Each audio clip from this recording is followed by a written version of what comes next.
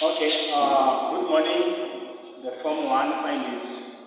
My name is Mr. Kurima, the science specialist.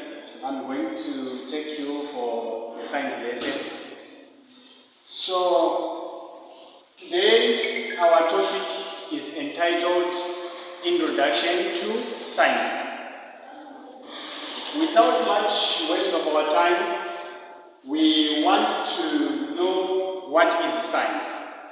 Now, as a recap, we all know that during our primary level, we were doing science and we defined science as the study of nature. And when we are talking of nature, we are simply talking of the physical world.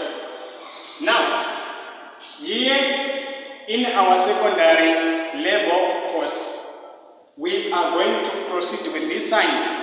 But this time, the science that we are going to study is now called combined science. Looking at the physical world, we have seen that there are a number of things that exist. They can be classified as living organisms, non-living organisms, and so on. So as the science being the subject has been divided into three main branches, which are namely biology, chemistry, and physics. So, the lesson of today is going to mainly cover on these three aspects. We want to know what is biology, what is chemistry, what is physics. Now, by definition, when we are talking of biology, we are simply talking of the study of living organisms. The living organisms which include plants and animals. Whatever we are going to come across that has something to do with the animals, that has something to do with the plants, is found in the biology section.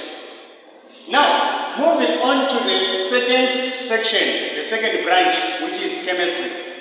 It is now defined as the study of properties and the behavior of matter. Remember, we said the physical world is made up of matter. And by definition, the scientists they say when we are talking of matter, we are simply referring to anything that occupies space. You can look outside and see there are stones, there are people, there are papers and so on. All of these are referred to as matter. So, by the time we start to study the physical properties of matter, what actually makes up matter? What actually makes up the stones? What actually makes up the wood that we have? We are now doing the chemistry section.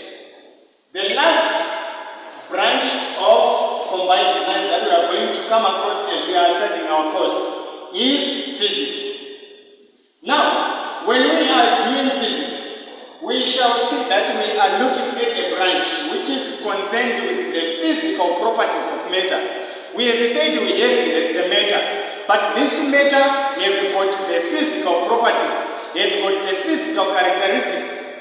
Some of them they can be seen, some of them they can be measured. Now, let me give you an example of one physical characteristic that we can talk of. We can have a table being referred to as a matter, or we can have this whiteboard being referred to as a matter. We can have some other physical characteristics that we can measure. For example, we can measure our length, which is the physical property.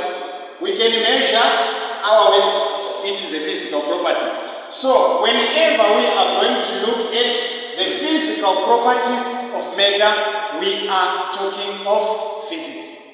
Now, without much waste of our time, we can say this marks the end of our session of today. But it is justifiable for me to give what we are going to look at in our next session, so that you can research, come for the lesson well equipped with what we are going to do.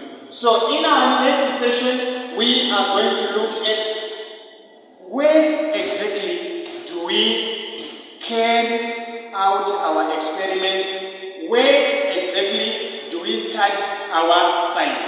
And the science that we are doing is mainly done in a science laboratory. So your task is to research on the setup of a science laboratory. What are found in the science laboratory? What are the rules that we should observe when we are in the laboratory, which calls for a new topic that we're going to look: science, laboratory rules, and laboratory apparatus.